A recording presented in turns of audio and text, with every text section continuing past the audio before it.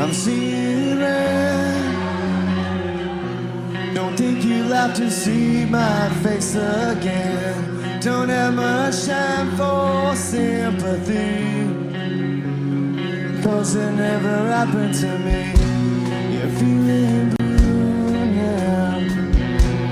I think you beat up more than you could chew, and now it's time to make a choice.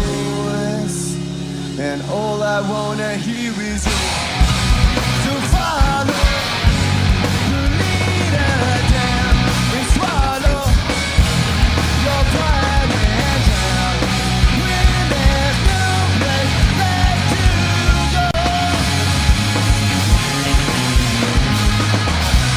To follow the leader down and swallow your pride and drown when there's no place left to go. Hey, what is going on? Welcome to the Vinnie Langdon Show, Unwritten Law on the Vinnie Langdon Show. We got a special guest, your son. What's up, Trey? How are you doing? Good. Are you the biggest Unwritten Law fan ever of all time? Probably not. Probably not. That's a good answer. Hey, Scott, nice to meet you. Very good to meet you. All right, so for my fans who don't know about the band, started a very long time ago, 1990. And tell us a little brief history. Was it like a typical band, friends getting together, jamming, and what? Yeah, it was like it was a high school thing. It was like basically we were just playing parties and stuff. This is before the punk rock thing had happened, you know. So like we were playing parties. I think like we'd been playing so many parties, and like and us and Blink were kind of coming up, and we were selling out like 1,000, 1,500 people venues. And you know, at that time that was in like Lucy's Fur Coat and all these like kind of grunge bands were getting signed, and they were only playing like 300-person clubs, and like no one was paying attention to us. And all of a sudden, someone caught wind before punk had happened, signed up us and Blink and Green Day and Offspring, and the rest is kind of history.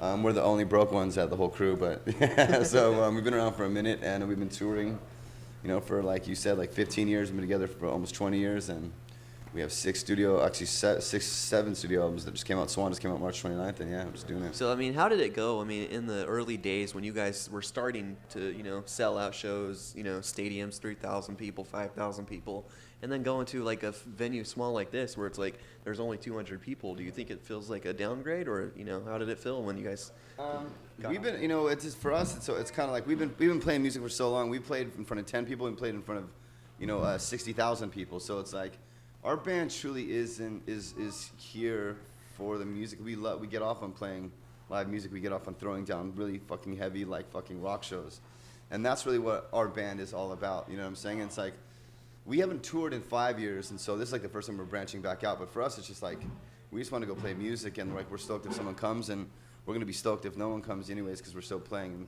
and you know we're still fucking getting paid, so whatever the fuck ever. But we're just doing it. and, you know, a couple lineups and bands, but you guys keep on going, keep on moving along. Yeah. Well, we've lost our drummer, we lost our original guitar player, but it's been basically the same lineup. So we're still, you know, we're doing it once again. Yeah. Again, 20 years is a long time since we bring the band. It's a band of brothers. We're still brothers with the homies, but like one of them didn't want to tour. Another one had a really bad drug addiction, which was really, you know, which was cancer to our band, and we had to cut that cancer out, and that's all in order to, you know, continue living. That's all there is to it, you know. Exactly. So you guys, you got your 7th new studio album out called Swan that came out in March. And how was the process of that? I mean, you guys haven't done an old studio record in a while, and tell us about that. Yeah, it was a long process. We did it twice. The first one sucked. It was going to be our last record. We were going to call it Swan Song. That being said, we wanted to make sure it was all fire. When we got to about 6 songs in the first half of the recording, we decided it wasn't it, and that we were either going to scratch it and have the hit list be our last record, or go back to the drawing board and redo the record. And we chose the latter. We went back and rewrote the whole record from scratch, and took us about 14 months. It really was our Chinese democracy. And but we had to make sure every song was fire from front to back. We had 11 tracks on the record, and we had a meeting about 9 songs in with our management. They were going to promote it as such as Swan Song, our last record. And when we had the meeting, they're like, "Yo, we got this. This record's a smash. We're gonna, you know, we can't wait to roll with this Swan Song. We're gonna let everyone know it's your last record." And we're like, "Whoa, whoa!" During the process of the second time we were recording the record, the band fell in love again. We were stoked with what we were writing. We knew we were sitting on fire, and we were excited to get out there and push it and do it again, do it for real this time. Because it's the first time the band's ever been focused. So we halted the conversation. We're like, yo, no, this isn't our last record. We're not going to promote it as such. This record is, we don't want to have any negative light shined on this project at this time. Like, we want to come out like full flex. And, and basically, like, it's not going to be Swan Song. Do not push it like that. We want to continue down the road. And so someone's like, fuck, that's, everyone felt the same way. Someone's like, fuck, let's just shorten it to Swan as in the rebirth. And that was it. That was kind of, history was made. And that's what's up. Swan, March 29th. It's out. Get it. Turn that shit up. Yeah. So Trey, were you in the recording studio listening to your dad singing on that album or no?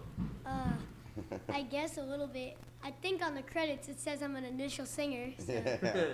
No, doing some backup? Yeah, he sings on a couple songs on the record. He sings on Chicken, and he sings on Let You Go.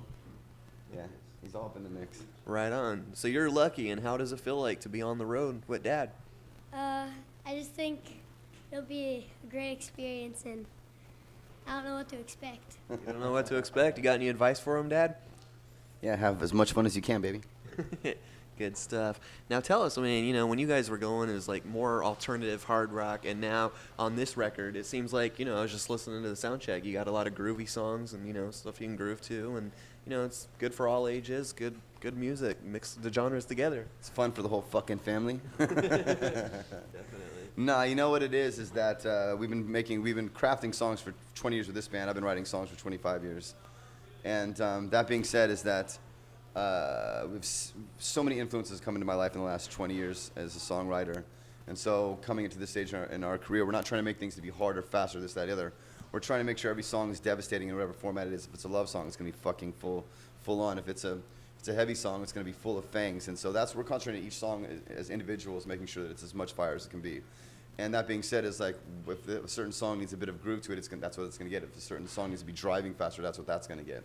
So it's really about the treatment for each song for us. As we're like, once again, we're songwriters, and that's really what it comes down to. We have distorted guitars, so you can put us in the fucking rock category, but we really are straight up songwriters, and that's really what's up. Nice.